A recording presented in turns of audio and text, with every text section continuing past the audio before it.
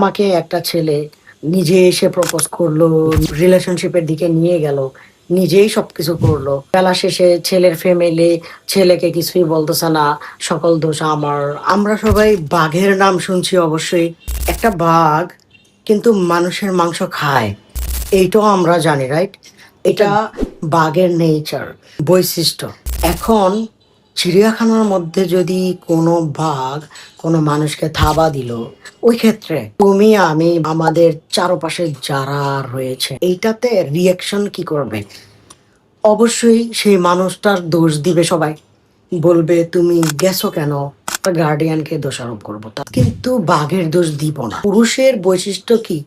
ও এদিকে চোখ দেয়, ওইদিকে চোখ দেয়। একটা মেয়ে মানুষ যদি একটা পুরুষের কাছে যায়, চিট করলো বা তার সাথে কোনো একটা অঘটন ঘটলো, আমি তুমি সমাজ সবাই কাকে দোষারোপ করবে? মেয়েটাকে।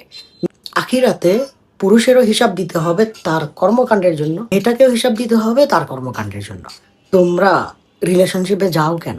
পরিচিত একটা ব্যক্তি তোমাকে টেক্সট করলো, তুমি তাকে রিপ্লাই দিলা, তার সাথে দুইটা কথার বিনিময়ে তুমি তার কাছে কেন যাও?